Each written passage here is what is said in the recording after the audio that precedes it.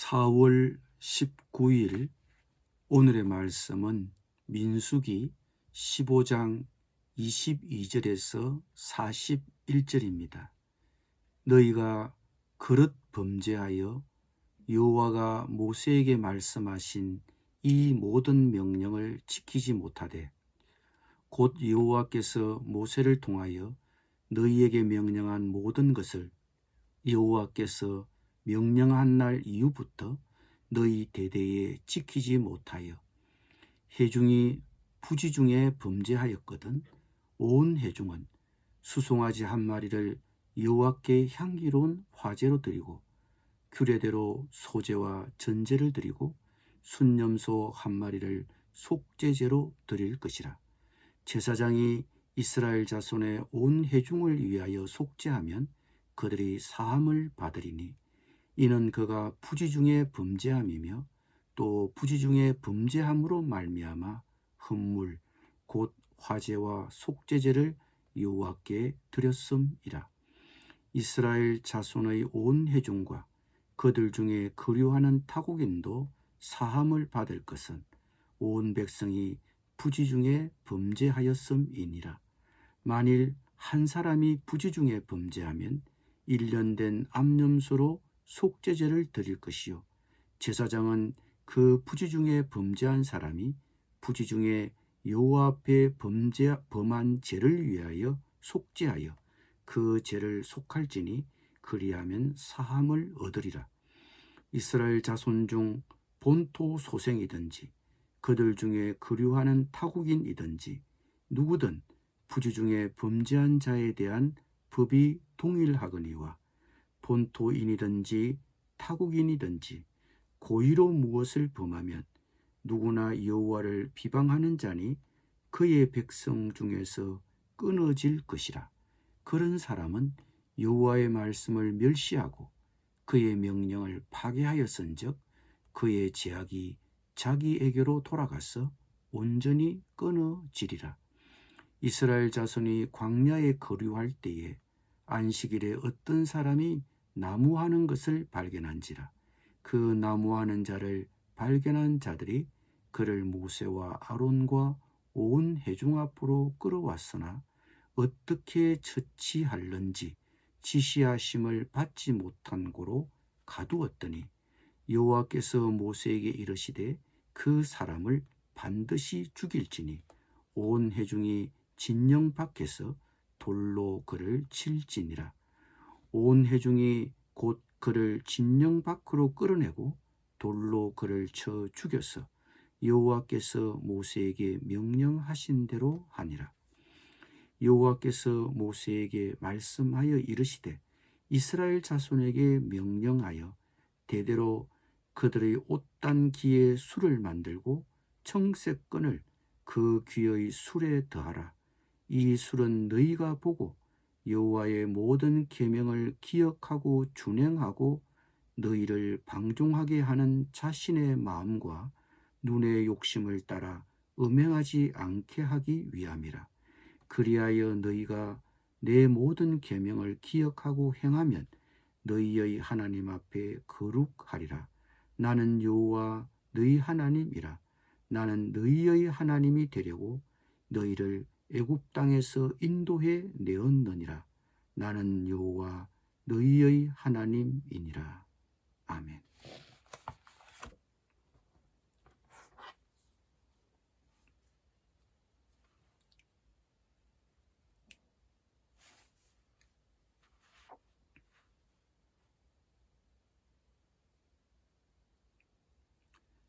오늘 본문에서는 부지 중 죄를 범한 자와 짐짓 죄를 범한 자에 대한 처리 방안을 하나님이 제시해 주셨습니다.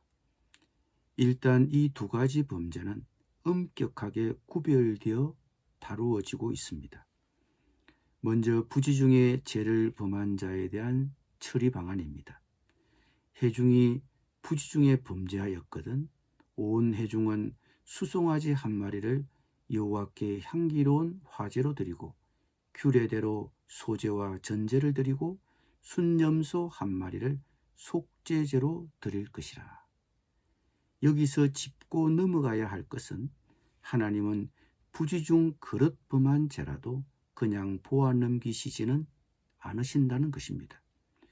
의도적으로 죄를 범한 것도 아니고 자신도 잘못이라는 것을 모르고 죄를 짓긴 했지만 반드시 판단을 받고 자백을 받아야 한다는 것입니다. 자신의 어리석은 잘못을 깨달았습니까? 자신의 죄를 인정하고 참된 회개를 드리십시오. 하나님은 용서하시려고 하지만 가끔 우리의 자백과 회개가 너무 늦을 수도 있습니다. 깨달음을 주시면 바로 회개하고 순종해야 합니다.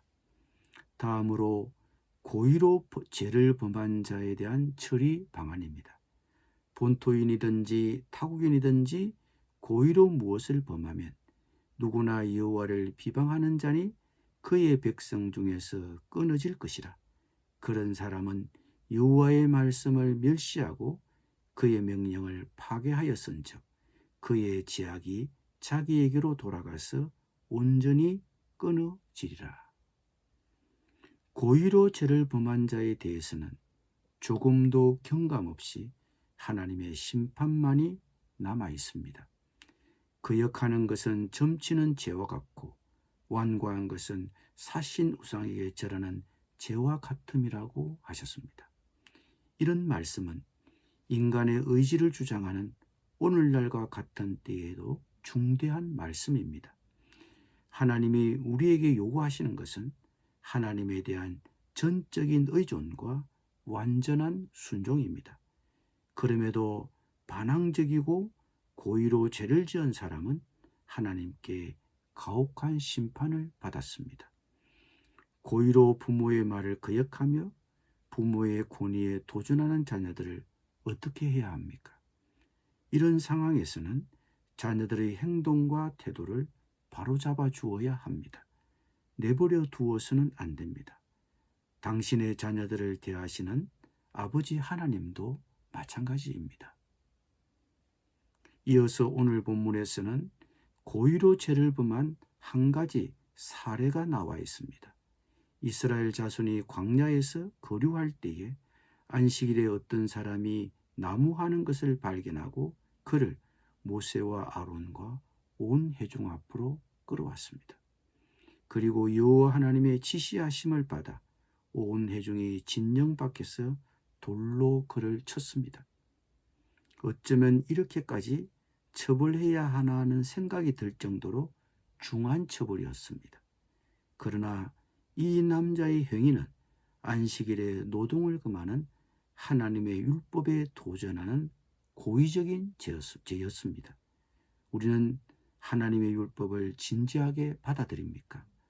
하나님의 율법을 진지하게 받아들이지 않는 것은 교만입니다. 하나님은 교만한 자를 대적하시되 겸손한 자들에게는 은혜를 주십니다. 하나님은 이스라엘 백성들이 하나님의 명령을 기억하며 살도록 한 가지 아이디어를 주셨습니다. 그것은 하나님의 시청각 교육이었습니다. 하나님은 이스라엘 자손에게 대대로 그들의 옷단 귀에 술을 만들고 청색끈을 그 귀의 술에 더하라고 하셨습니다. 이 술을 그들이 보고 여호와의 모든 계명을 기억하여 준행하게 하기 위함이라고 하셨습니다. 그들의 옷단기에 술을 만들고 청색끈을 매달아 그것을 볼 때마다 여호와를 생각하고 여호와의 모든 법도에 진심으로 순종을 표하게끔 하기 위함이었습니다. 나도 하나님의 말씀을 잊지 않고 계속 기억하도록 하기 위한 나만의 어떤 방식이 있습니까? 나만의 소위 청색끈이 있습니까? 그런데 이런 제도도 잘 살리지 못하면 원리의 정신은 없어지고 외형만, 껍데기만 남을 수도 있으므로 조심해야 합니다. 우리는 그런 경우를 마태복음 25장에서 서기관과 바리새인을 향한 예수님의 질책에서 찾아볼 수 있습니다. 즉 그들은 그들의 모든 행위를 사람에게 보이고자 하여 곧 그 경문띠를 넓게 하며 옷수를 길게 했습니다. 여호와를 생각하고 여호와의 말씀에 진심으로 순종하도록 하기 위해 제정된 제도가 엉뚱하게도 자기를 높이고 종교적 교만함을 갖게 하는 것이 되고 말았던 것입니다. 어떤 제도이든 그것이 잘못 사용되면 껍데기만 남고 본질은 없어지게 되는 것입니다. 이 점에 유의한다면 우리의 좋은 제도나 아이디어는 하나님의 명령을 기억하며 살아내도록 유익을 줄 것입니다. 기도드립니다. 주님, 우리가 죄를 지었더라도 깨달음을 주시면 곧바로 회개하고 순종하게 하여 주옵소서. 하나님의 율법을 진지하게 받아들이고 말씀 앞에 겸손하게 하여 주시옵소서. 예수님의 이름으로 기도드립니다.